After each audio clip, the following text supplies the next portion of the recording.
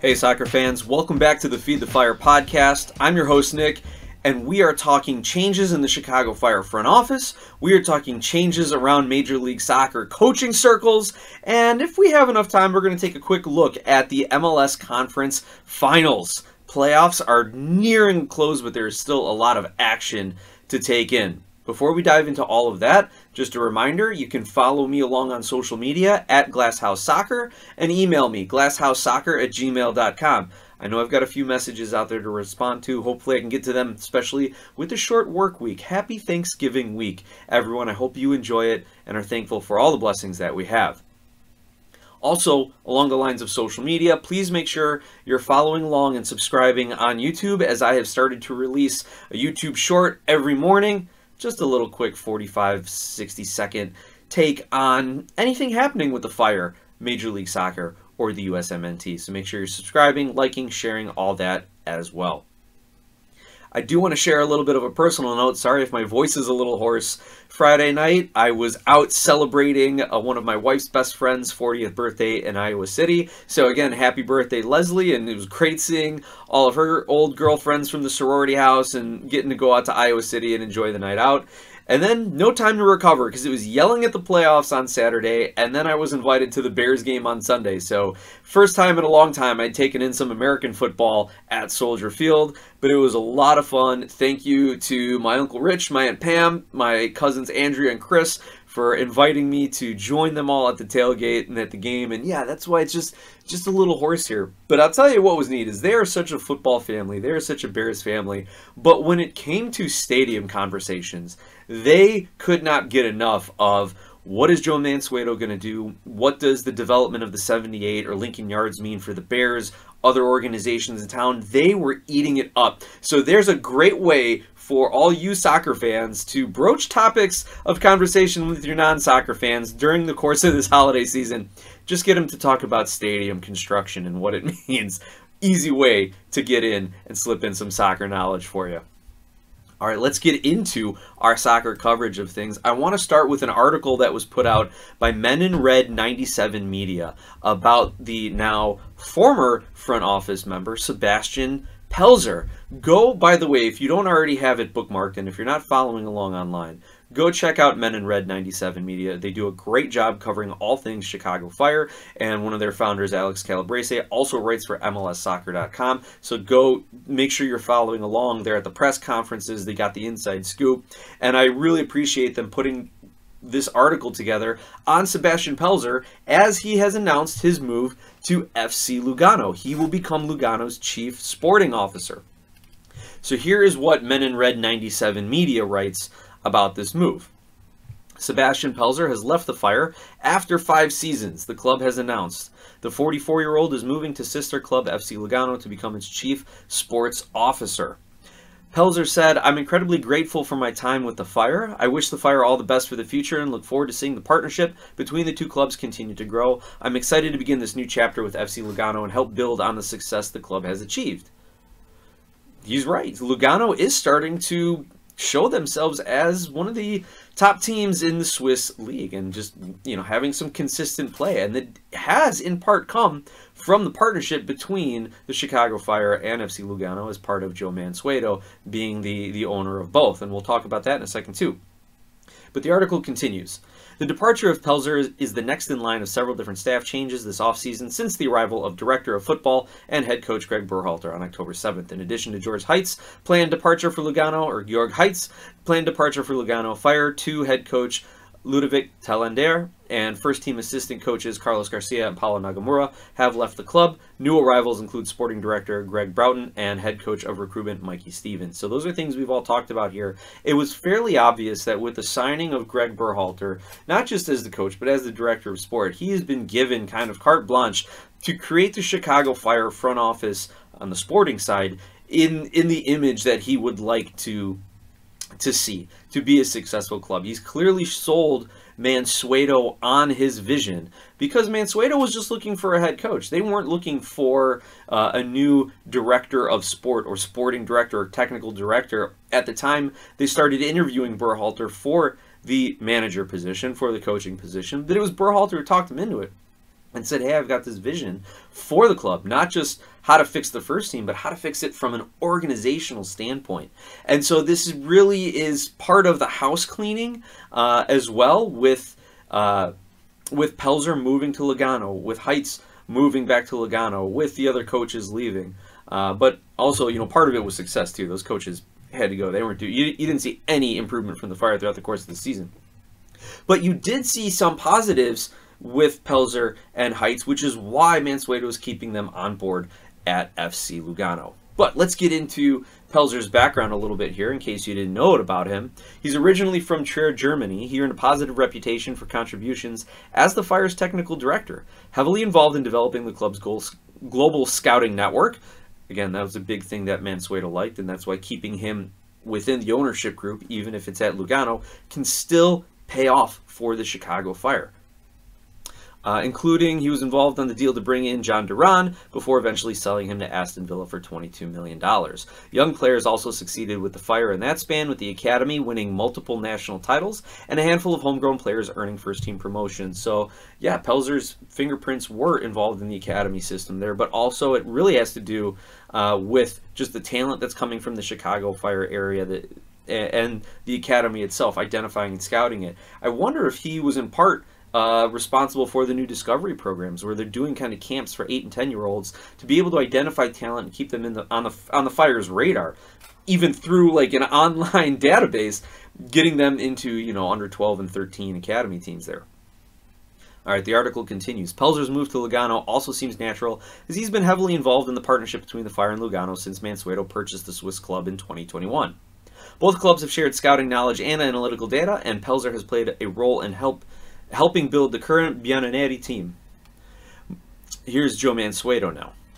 Quote, moving forward, we are excited that Sebastian will continue working within our network of clubs. His efforts in developing FC Lugano's roster have been a key part of their success, and I look forward to seeing the team continue to grow and progress under his leadership.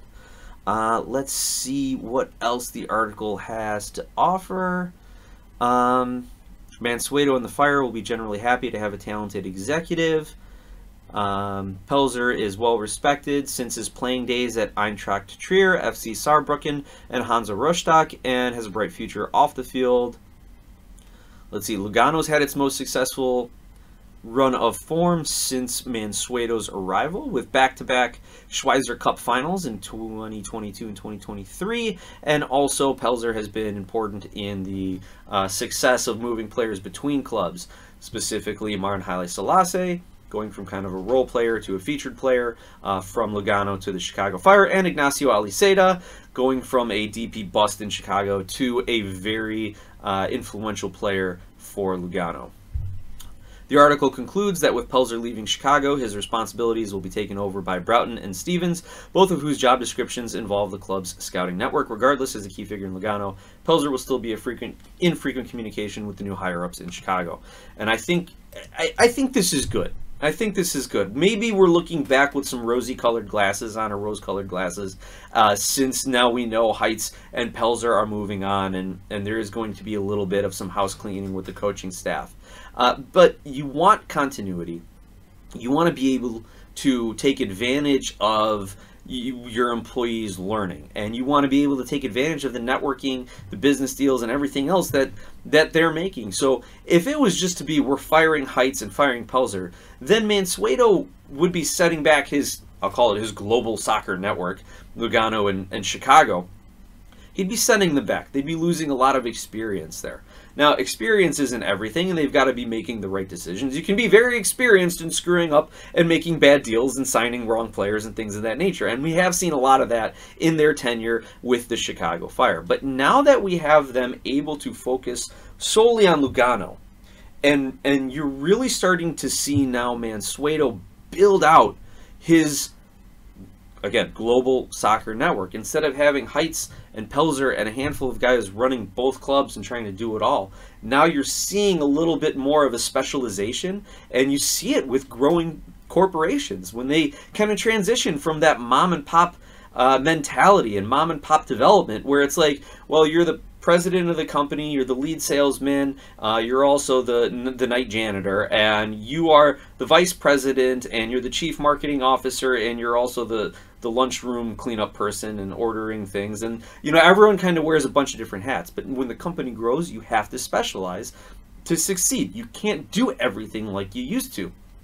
And now we're seeing that, I think, a little bit with Lugano and the Fire under Mansueto's ownership. And we've seen with the Fire, Mansueto building out the business side of things under Dave Baldwin and those people that Dave Baldwin have brought into the organization over the last year and all the different business moves they've made. And now we're seeing it on the sporting side with Greg Berhalter being the director of sport, bringing in his people to build out that sporting side of things. So we can't forget all the mistakes and the lack of success that occurred while Pelzer and Heights were running the Chicago Fire, but we can look at this as a positive development for the Fire, not just because he's out of the building, but also because now each club can focus on what they can do best, and that can be mutually beneficial to Lugano and Chicago. All right, let's continue on with some other coaching news now around the league. Breaking news, well, maybe not breaking by the time you're listening to this, but big news, Vancouver and Vanni Sartini have parted ways. Vanni Sartini is out as the Whitecaps coach after 3.5 years in charge. And this was first reported by Tom Bogert over on Give Me Sport today, Monday, November 25th. And again, it was a mutual parting of the ways, and after Tom Bogert broke the news, the club had confirmed the news.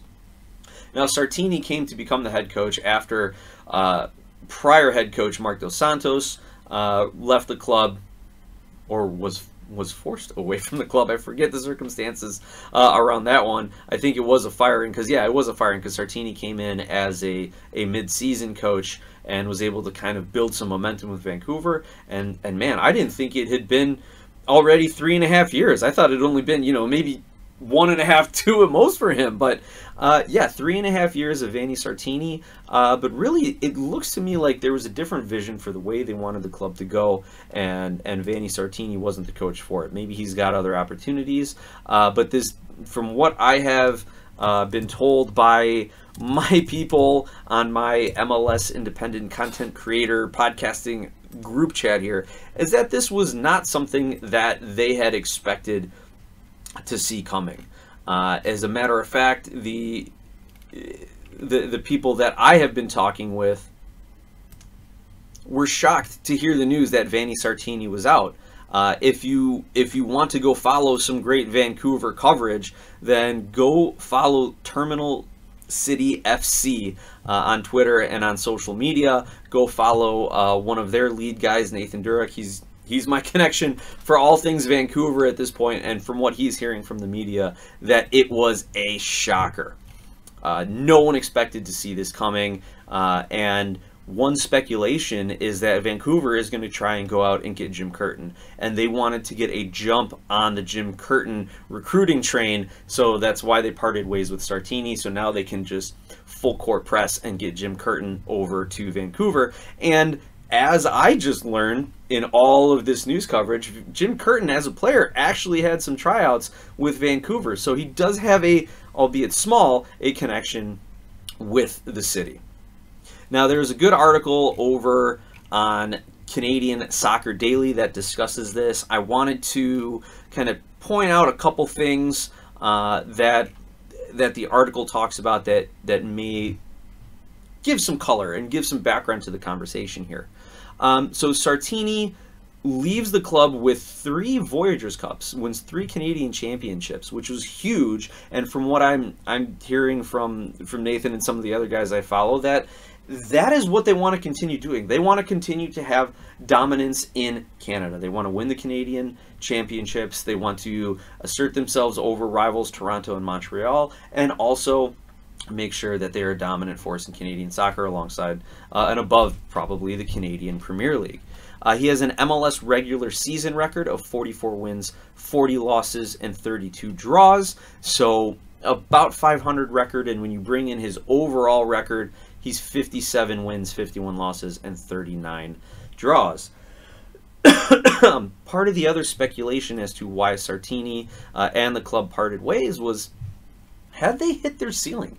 Is he taking them as far as they can go with their vibes and the different tactics that he could employ? If you look at their finishes over the last 4 seasons that he ended the season as the head coach, they finished between 6th and 9th every time, right?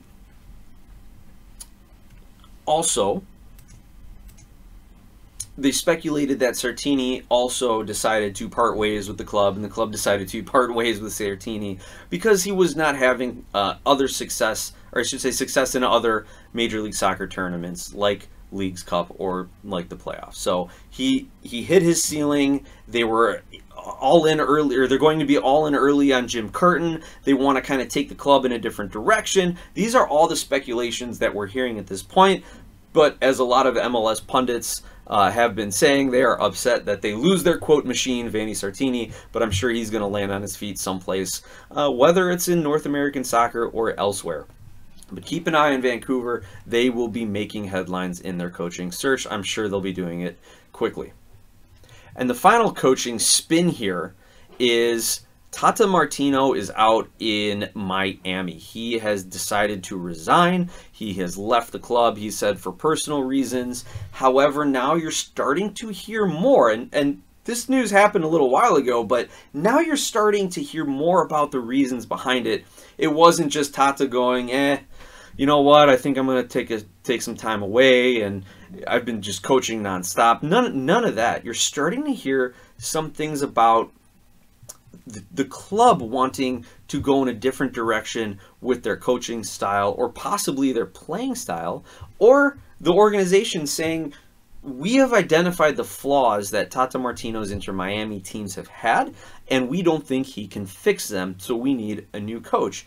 And one of those big flaws has been defense. They have relied so much on Leo Messi, Luis Suarez, and everyone else on that team to outscore opponents, as well as just instill fear, have that psychological victory over them to begin with. That is what they have been relying on. And it worked from a wins and losses perspective. Tata Martino had 35 wins, 16 losses, and 16 draws across about a season and a half. And maybe those numbers differentiate a little bit depending on the other tournaments and things that you put in the playoff losses as well. But I think that's his regular season winning percentage there, about 50%. That's pretty darn good. Then again, you would expect to have a pretty darn good winning percentage given the roster that you have.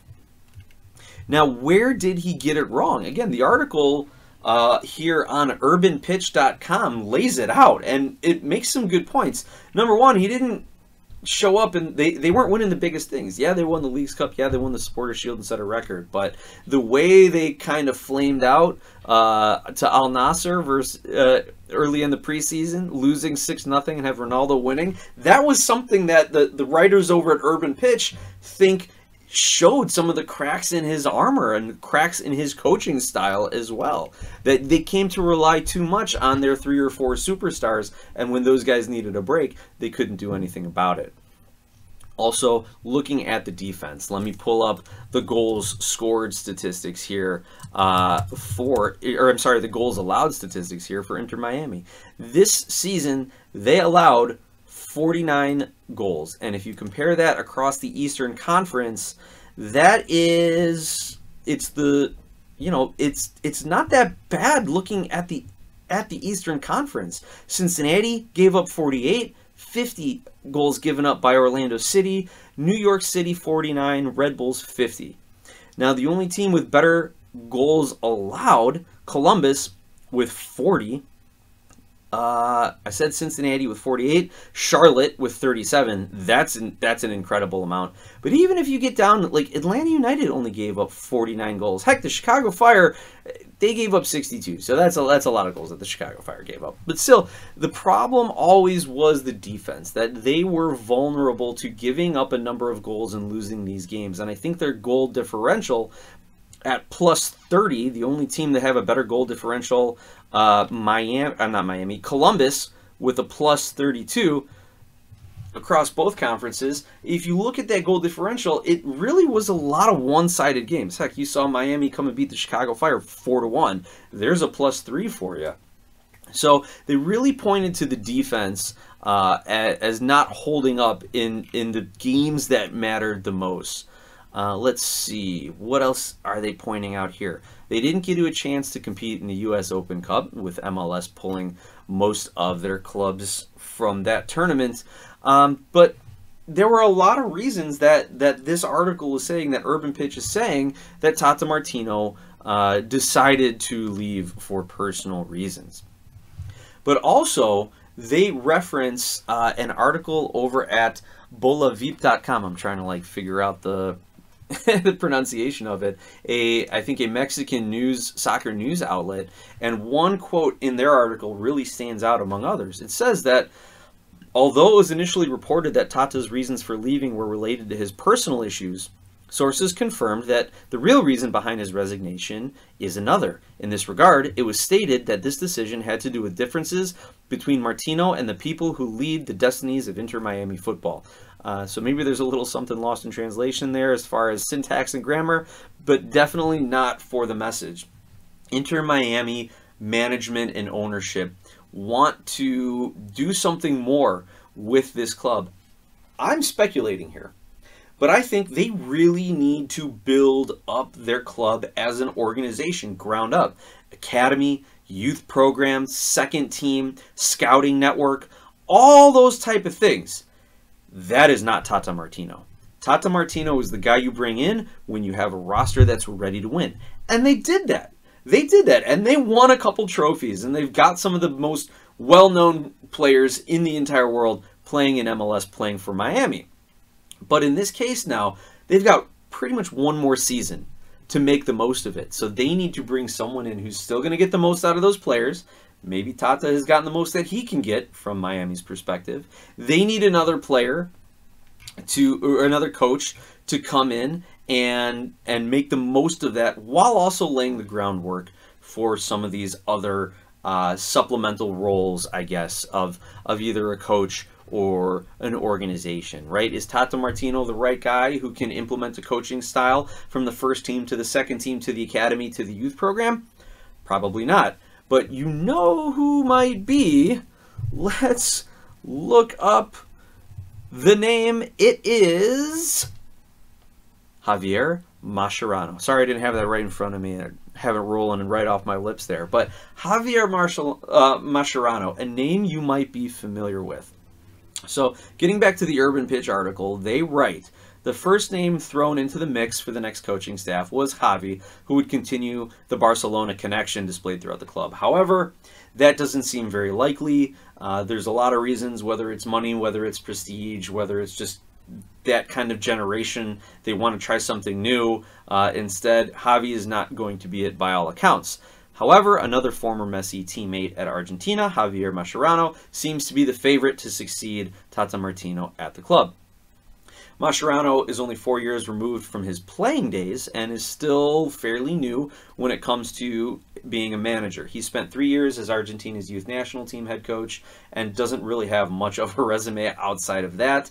So if he is named the head coach of Inter Miami, he is going to have a lot of work to do to be catching up with the other coaches around Major League Soccer and around just this level of international soccer, especially if he's going to be playing in the Club World Cup, which has taken a lot of criticism now that Miami's gotten knocked out and how everybody kind of just figured it was a foregone conclusion, even though they didn't, quote-unquote, deserve it, right?